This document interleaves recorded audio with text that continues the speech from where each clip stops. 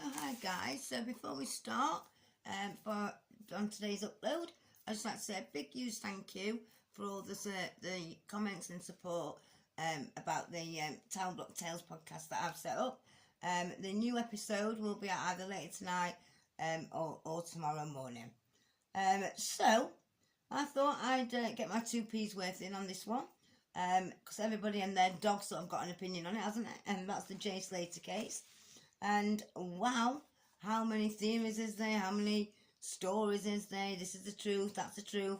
Well, all we know for sure is that it doesn't fucking add up, and we don't need a mathematical genius to tell us that, guys, do we? So all the armchair detectives are sort of having a field day with so many theories on what's happened to him.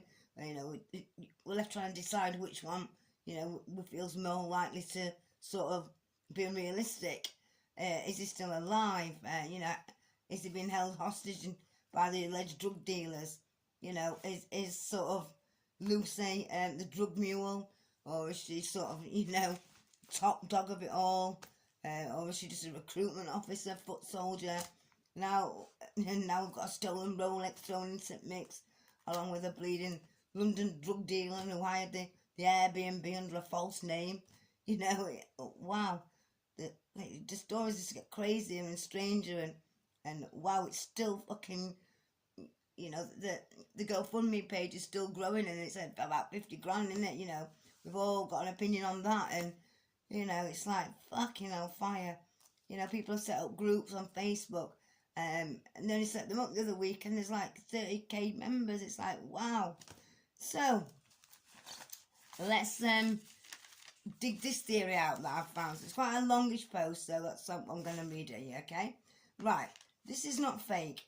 Lucy is not innocent. I'm a close associate of hers and others in Tenerife, and the rumours are true. Lucy is a drug mule. We work together, and there is about 20 of us that are split into groups, and half go to Ibiza and half go to Tenerife. This is our job. We're brought over here at every event, on any given month to deal. Depending on who you are, so how long you've been doing it, determines on your wage. This woman's actually saying that Lucy's top dog and gets paid 25 grand a month, allegedly. There's about 10 of us who get about 14 grand, and new recruits like Jay would get 5. Lucy met Jay at a festival, and they started chatting about, you know, how much you can make and sort of their luxury lifestyle, and they did this over Snapchat. Jay came out to meet us, and Lucy explains the dangers if we fucked up. If he fucked up, what would basically happen would be dead. So we get some backpacks, she says, and we sell these drugs at events or on the streets. And we're given the bags and to keep 24/7, and we are responsible for sort of their own bag. We go our separate ways to sell the contents, and then Lucy gets a phone call from Jay crying, and the call's about at 3 a.m. in the morning on Monday. He was crying and saying he'd lost the bag. Lucy didn't think anything of it until he told her that he'd taken half of the stuff for himself already, and the bag was stolen. Of course, we all panic. At the end of the day, it's our lives that are at stake here. This is someone's business, and we've just lost them thousands. We go to meet Jay, and Lucy tells him she didn't know what she's going to say or do, or what, you know, to the men. But at about 5 a.m, the boss calls, as that's the time that they meet at a location to collect the remaining bag, remaining drugs and money. Lucy didn't tell these guys on the phone what had happened, and when they came to collect the bag and they realised there was only 4, they all get questioned, and that's when Lucy apparently comes clean and explains to them what Jay's done. So he goes back into the car and gets on the phone. Then he comes back. And Lucy says to Jay, sorry, I told you it would be okay. 2 minutes later, he comes back and tells us to turn around and says, we either find them 30 grand right now or we get killed. Lucy starts crying and trying to reason with him, and tells him that there's no way that they can fucking get that sort of money whatsoever. The guy gets back on the phone and starts speaking Moroccan, He ends the call and comes back and says his boss wants one of them until the money is paid by us.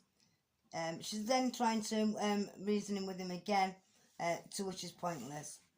They say that they're going to take Jay, as it's him that's the reason why they're here. After which Lucy stopped worrying all of a sudden. We sat down and tried to talk about how we we're going to resolve it. We got a call saying that, if we didn't get the money, Jay was dying.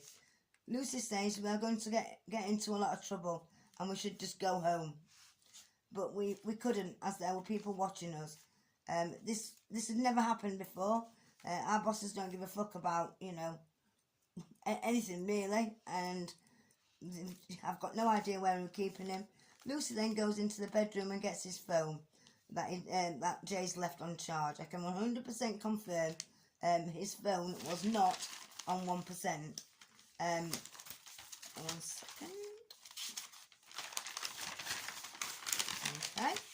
So, it wasn't about to die at all. Lucy starts explaining how people are going to realise and they're going to start calling him and looking for him.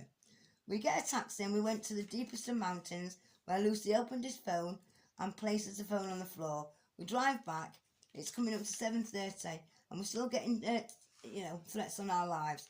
Lucy calls Jay's mum and explains what's happened, what he's done. She starts crying and saying, I told him not to fuck about out there whilst discussing how to get the cash. Jay's mum says we need to get the word out, but we need to flip the whole thing. With that, Lucy calls the police and tells them that Jay's gone missing, and that Jay had called when he never did. It's seen as I've seen in the news and social media, and on GoFundMe is set up. I just came out here to work and doesn't want any involvement in this, and she's saying it's the truth and please share it. So what do you guys think? Let's drop me some comments below.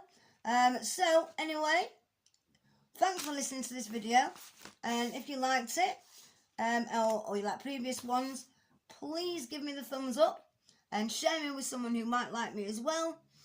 Press that subscribe button to join the Flying High Living Low family, and so you'll get a ping whenever there's a new upload. Plus you'll know when the next episodes of Tall Black Tales are out, and you can catch them first. So remember, you don't know how strong you are till strength is your only option.